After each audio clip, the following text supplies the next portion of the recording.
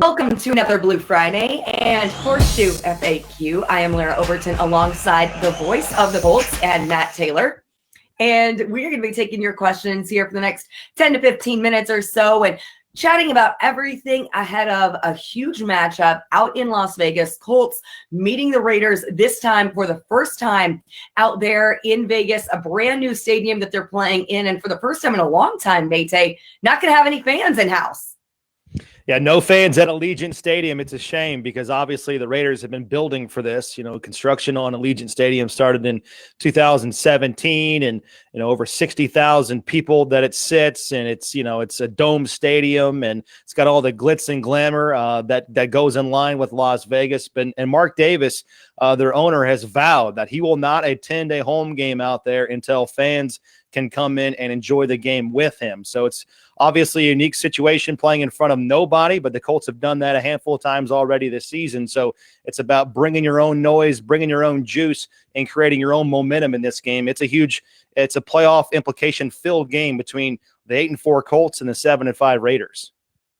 And a lot of storylines this week. In particular, you kind of hone in on the health of the Colts offensive line and the depth that you have there. They signed a free agent just yesterday to help bolster some of that support behind Anthony Castonzo because you lost Larra Clark for the season. Unfortunately, that Achilles injury, which takes him out for the remainder of 2020. You had Chaz Green taking all those first team reps on Wednesday, but then good news. Mayte, on Thursday afternoon, Anthony Castonzo started working his way back in. What's the outlook there at left tackle going into Las Vegas?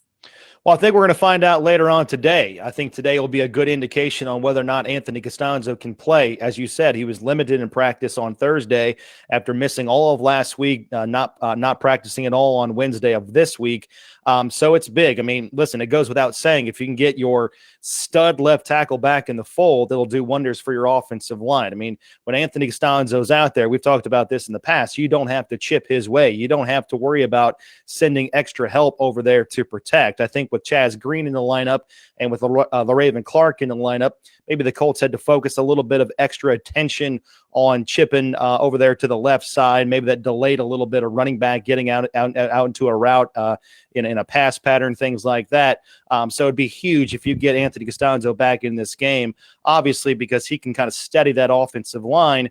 But two, if you look at this game in a bigger picture standpoint, the Raiders, they're not a team that gets home a lot. They don't get a lot of sacks, but what they do is they continuously get in the face of quarterbacks. They don't get a lot of tackles for loss. They don't get a lot of sacks, but they do cause disruption. They have Cleveland Ferrell on one side. They have Max Crosby on the other side. Crosby's a second-year guy out of Eastern Michigan, and he's really come on. He's, I would say qualify as a player that is a huge bang for the buck in terms of the draft. Coming out of the MAC, a fourth-round pick. He's got 16 sacks in the last 2+ seasons. So it would be huge to fortify that offensive line to get AC back and just get this ground game going in the last month of the season and take advantage of a situation where the Raiders on defense, they're not great. They don't do anything particularly well. They don't stop the run great. They're not great against the pass. I think this is going to be a high-scoring game by both teams. But yes, to get AC back will just really do wonders and help Phillip Rivers sleep well at night heading into this game, knowing that his blind side is protected very well if he's healthy enough to play. One of the things I chatted earlier this week with Ryan Kelly about was at least the one thing for Chaz Green is that he's had this whole week of working in at that position, whereas in previous weeks, he was kind of your swing guy who would play in kind of multiple positions. So he'd spend a little time on the right side, he'd move over to the left. So if it is Chaz Green, he has been able to really hone in on locking in on playing at that position, getting all of his reps locked in there. Okay, you mentioned Phillip Rivers, and this is one of my favorite storylines from this week. Matt, you shared this with me. Tell me about how John Gruden attributed the play of Phillip Rivers for basically giving him a long-running, very high-paying gig on Monday Night Football. Yeah, so the story goes, and the way John Gruden put it this week, it was 2008. It was late in the season. He was with the Raiders back then as the head coach. They had a late season showdown inside the division against the Chargers. The Chargers came in. They were down in the fourth quarter. Phillip Rivers leads them to a comeback. He throws a couple of touchdowns in the fourth quarter. The Chargers end up winning by 4. Chargers go on to make the playoffs. The Raiders don't make the playoffs. And then everybody in Oakland at the time has axed, including John Gruden, the head coach, which then sent him on to his second and prolific career, as you say, in the Monday Night Football booth. And he talked about that game with Phillip Rivers, the way John Gruden put it. He said he put a lot of bullets in me that day. He put a lot of bullets in me and sent me home packing, and then on to another career inside broadcasting. But now he's back. It's amazing. You talk about defensive coordinators and offensive coordinators and head coaches and quarterbacks. I mean, these guys all think alike. They're all football savants. And it's amazing how you can just bring up a certain year or a certain game. Peyton Manning was like this, right? I mean, all those years he can think about, yeah, okay, in the fourth quarter in this game, we're driving right to left. They just have photographic memories when it comes to their careers. And obviously John Gruden and Phillip Rivers are the same in that capacity. So yeah, they don't forget. They know they've had a lot of battles all the time between one another. It was interesting. The NFL put out this the other day that Phillip Rivers will now face the Raiders for the 29th time coming up on Sunday.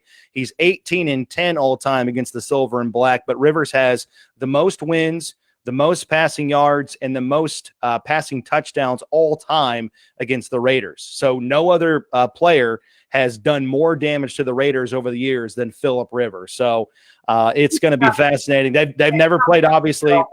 They've never played, obviously, in Allegiant Stadium, so it'll be new for everybody across the board. So that's kind of one of those hidden storylines going into this game, the familiarity all time between John Gruden, the Raiders franchise, and Phillip Rivers.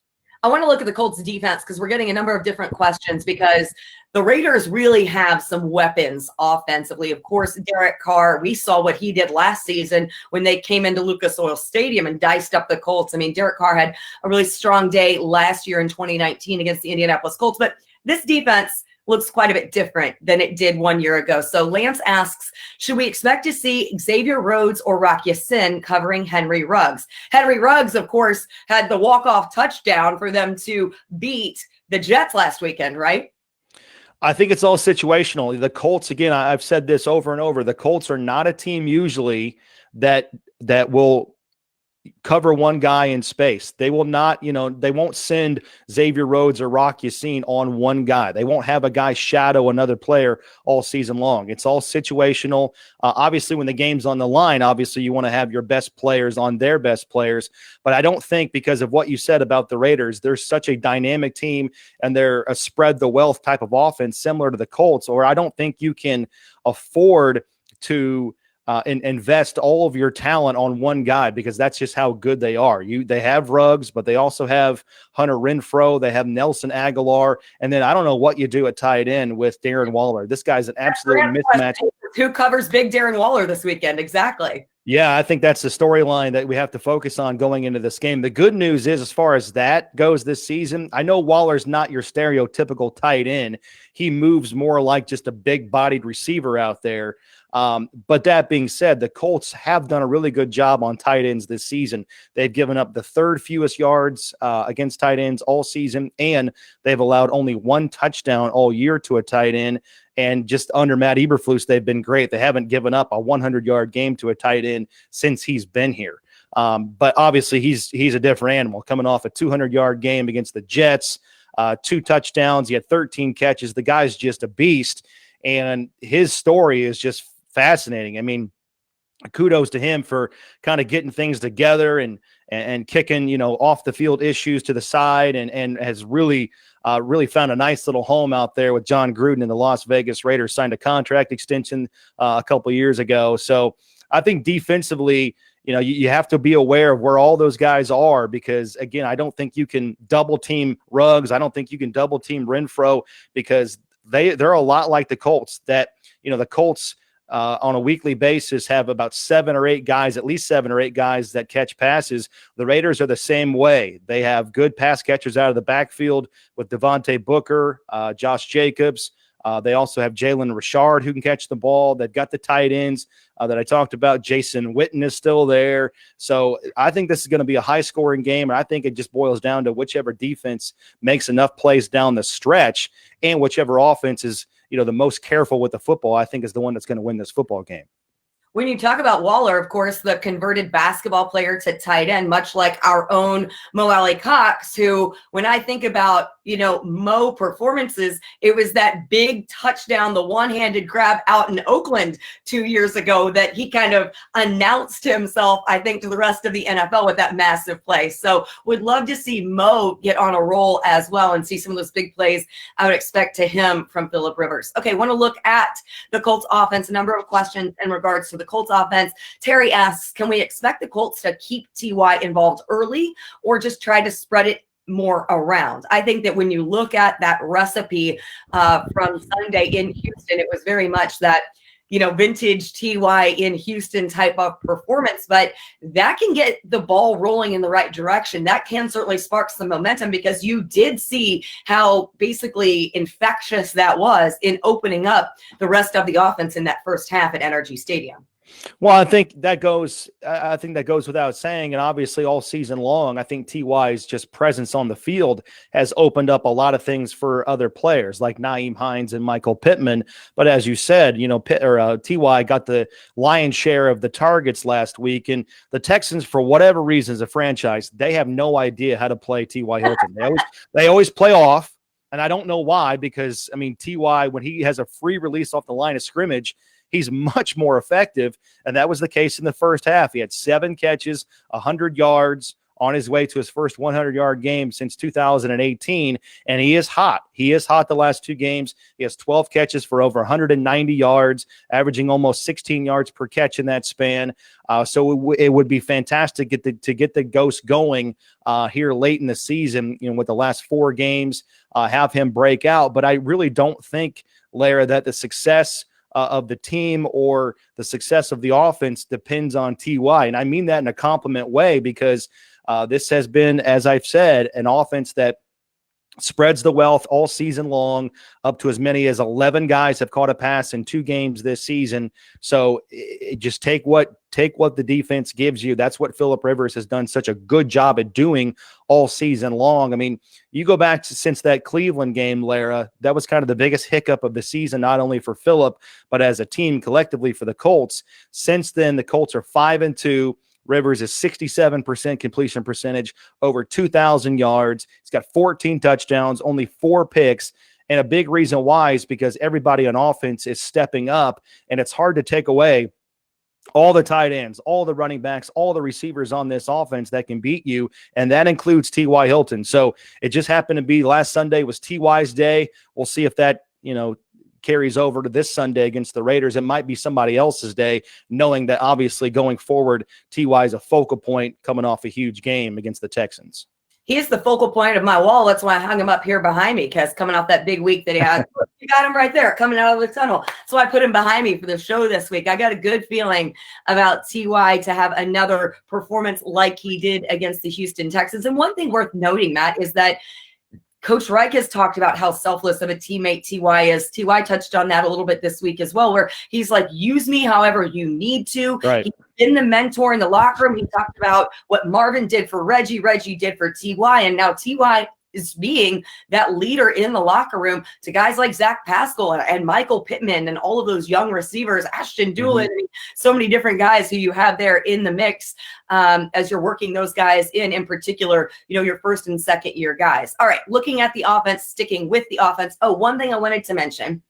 T.Y.'s first touchdown last week in Houston gave us one of the best moments that we've seen from social media, because Rigoberto Sanchez's wife, Cynthia, posted a video of Rigo celebrating. He was watching the game. He did the T.Y. So incredible to see that encouraging news on his progress as he recovers from surgery. So I want to continue sending our thoughts and prayers and all those healing vibes to Rigo. We are excited to see more Absolutely. progress. So, okay, Ricky wants to know, will we see more touches for Jonathan Taylor after a good game, or will it be by committee? I think so. I think Jonathan Taylor, after a couple of speed bumps in the middle of the season, in the month of November, I think he's kind of smoothed all that out, and I think he's played his way into becoming the bell cow running back or the lead dog or the top running back, whatever you want to call it. I think I think Jonathan Taylor is capable now and has earned the trust of the team to handle, 20 to 25 carries per game, Larra, and be somewhere, hover between 80, 90, 100 yards per game. I mean, the guy's coming off 135 scrimmage yards the other day. He had his first receiving touchdown in the NFL against the Houston Texans. I mean, the guy's been incredibly consistent here the last couple of weeks. It's a shame that he had COVID against that, or it was on the COVID list, I should say, a few weeks ago against Tennessee. But yeah, I think Jonathan Taylor, and we prefaced all season by saying, even a guy like him, even a guy that's so highly heralded and had so many honors coming out of Wisconsin, even a guy like that, a rookie. Listen, when you don't have preseason or OTAs or normal offseason, there's going to be bumps in the road. And I'm not even saying that his season's been filled with bumps. It's just, I think the expectations for him within the fan base was, okay, this guy's going to come in, he's going to get 1,000 yards, and he's going to have, 25 carries per game. Is going to rip off 50 and 60-yard runs. They were thinking like, oh, it's just Marlon Mack. We just plug him right in, and right. He's produce exactly what Marlon Mack did in 2019. Right. So, I mean, the learning curve has been there for sure. The learning curve has been there. But I think he's kind of navigated his way through his rookie season. Now he understands better the offensive line, obviously understands better the scheme. I think he's not thinking as much anymore when he's out there, just from what I see. I think he's more comfortable with the scheme. His vision is great. And what I love about him and what the Colts are doing with him more lately is they're letting him line up in that I formation. They're dotting him in that I, which is what he did in Wisconsin. Obviously the Colts have been a shotgun team where they zone gap things. They kind of sweep right or left out of the shotgun. I think Jonathan Taylor is great going downhill, get a full head of steam. He can cut. He's got great vision. He can slash. We saw that the last couple of weeks, and he's got 90 rushing yards each of the last 2 games. So yeah, I think it's going to be still running back by committee, but I think the head of that committee, if it makes sense, is going to be Jonathan Taylor here in the last 4 games of the season. Wrapping things up here, time for just a few more. Joshua asks, does Phillip Rivers throw for over 300 yards on Sunday? We've seen him kind of knocking at the door. I believe he was at 285 last week. So he's been there in those high 200s. Do you think this is the tipping point to send him over 300, Mayte? That's a good question. I think the Colts, I ideally for me, the perfect game for me is you rush for $150, you throw for $250, and you get around 400 yards. That seems like a winning formula on offense. I'm going to say no, and I mean that in a good way, because I think this is the game the Colts really pound the ball on the ground. The Colts have been over 100 yards now, 5 out of the last 6 games. So the rushing attack has come on here lately gradually. It's starting to get back to that identity of what the Colts were last year and who they want to be this year. But I think this is the game, Larra, where the Colts just absolutely explode and they're ripping off, over 5 yards per carry when the game's over. I think they're going to be over 150 rushing. And Phillip Rivers is going to be Mr. Steady, Mr. Consistent again, not turn the ball over, throw for 250 yards. He's thrown for at least 250 in 5 of his last 6 games as well. So the offensive output collectively from the Colts here the last 7 games, as I've said, since that Cleveland game, it's been good. It's been winning football for the most part. So I'm going to say under 300 yards, but that's a compliment to the ground game. I think it's a big game for Jonathan Taylor, and I think the offensive line for the Colts controls a line of scrimmage, and they rush for well over 100 yards in this game. This is a great question we just had from Darnell. He says, "Hi Matt, do you agree in the red zone in order to win this game, it's touchdowns instead of field goals?"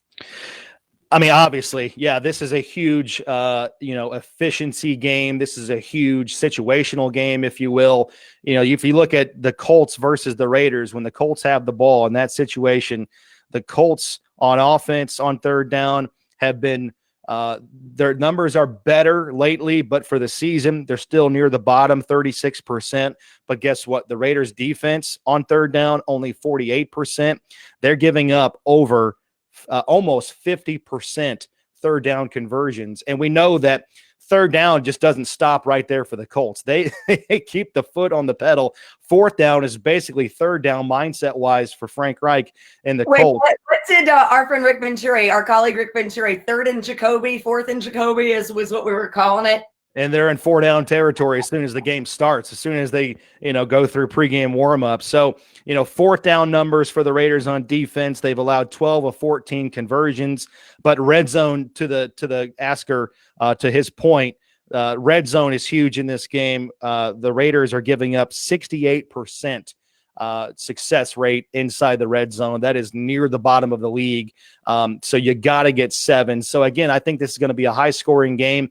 We haven't talked much about Derek Carr. He's similar to Phillip Rivers in the sense that he's a quick release guy. He's a hard guy to sack because he's just getting rid of the ball so fast. They're good inside the red zone on offense, but defensively, the Colts have to get 7s. And I think this is going to be a second half game. Whichever team makes enough plays in the second half, limits the opposing offense to 3s inside the red zone instead of 7s. I think that's going to be the team that wins. The last 2 games that these two teams have faced off in 18 and 19, they've been high-scoring affairs. You go back to 2018, it was 42-28, all touchdowns in that game. So I think the Colts have a couple of red zone stops in them. I think the Colts have a couple of takeaways in them, and I think they win this game. High-scoring game, somewhere 38-28 or 38-31 is my prediction, because I think both these teams are easily capable of getting over 30 points. The Raiders, incredibly interesting because they, basically just squeaked by the winless Jets last week, but earlier in the season beat the Kansas City Chiefs. So they've been a bit of a tale of two teams. They have. Their identity and maybe who's showing up any given Sunday.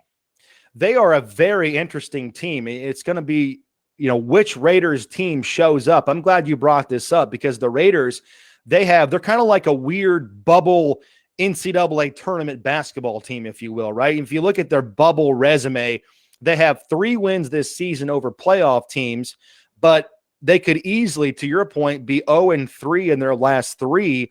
And they avoided embarrassment the other day, knocking off the winless Jets 31-28. And had it not been for a 46-yard touchdown pass to Henry Ruggs with 5 seconds to go, they don't win that game.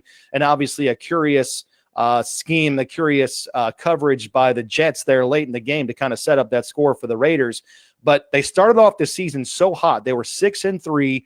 And on the season, the Raiders are a team that has allowed more points than they've scored, but impressively, they're still 2 games over 500. It's, when you give up more than you score, oftentimes you're well under 500. So they've been in a lot of close games. They're winning those close games, Larra. They were in their first 10 games, they had a plus 14 differential in points. But in the last 3 games, their point differential is minus 38.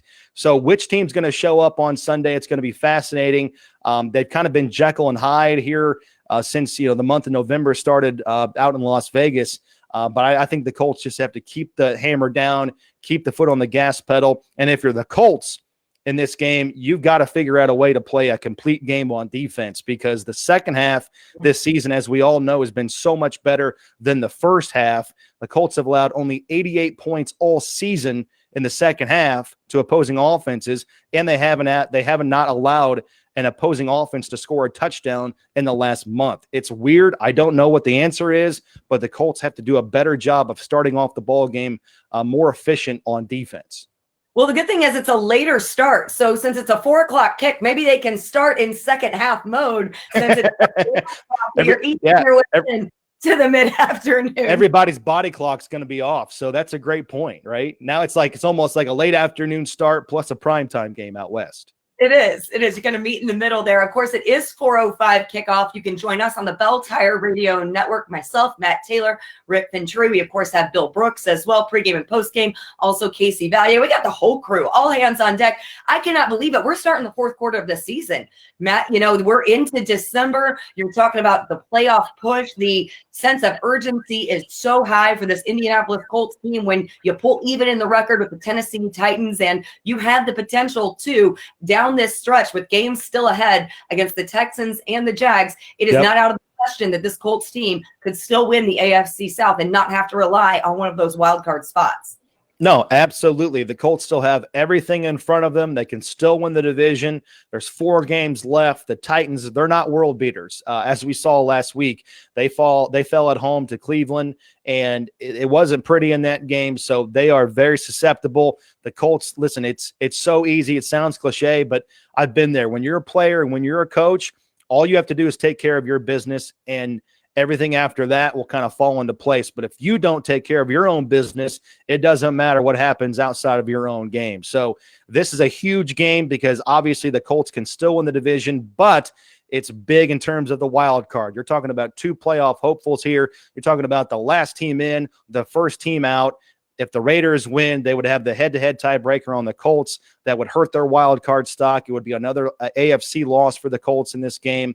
So you've got to start taking care of your own business, because if you lose this game, there's only 3 left, and there's just not a lot of opportunities left, Larra, to correct your mistakes. So the sense of urgency is now. It's always a 1-0 approach, but everybody knows what time it is. Everybody knows where they're at in the season, and they know these games mean so much more now that the calendar is flipped to December.